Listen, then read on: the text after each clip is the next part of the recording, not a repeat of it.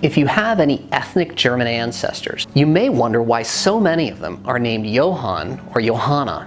Or perhaps you have a pair of records that you're convinced are for the same person, except that one is for, let's say, Johann Peter Wagner, and the other is for Hanes Peter Wagner.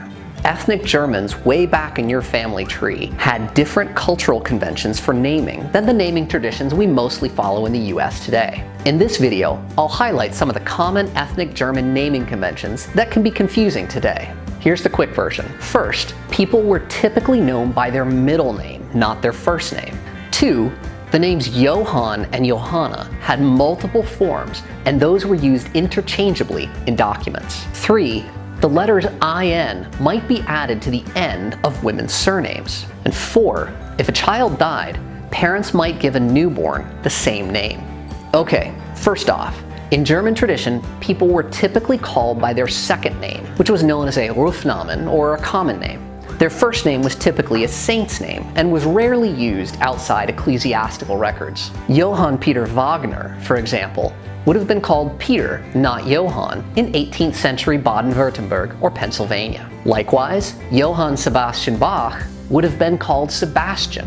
Of course, it's not a hard, fast rule. For the most common names, such as Johann, Johanna, and Maria, you can safely bet the middle name is the important one. For uncommon names, such as Philip Daniel or Ernst Bernhard, the Rufnamen may have been the first name. If you're lucky, the Rufnamen will actually be underlined in the original text. Things also get confusing in the US. As families anglicized, you'll encounter a generation where the first name became the Rufnamen, and that kid baptized Johannes Peter was actually called John, not Peter. Second, the multiple forms for Johanna and Johann.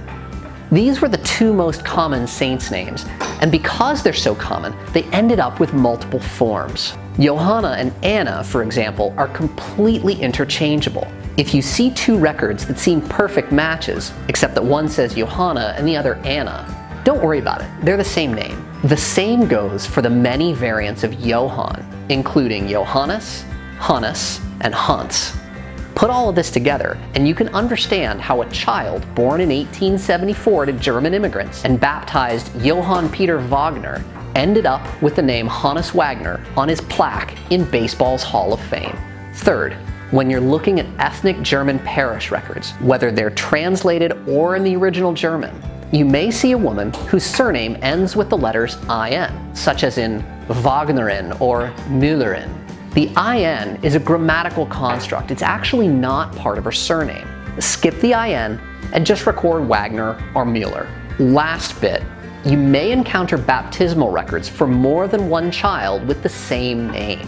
For example, in my tree, I have 2 Johann Jacob Schlauches born to Ernst Bernhard Schlauch and Anna Elizabeth Frick, one in 1715, the other in 1717. This means that the child born in 1715 died before the birth of the second, and his parents were just reusing the name. This practice was very common, even if it might seem tasteless today. I hope you enjoyed this 5-minute genealogy video.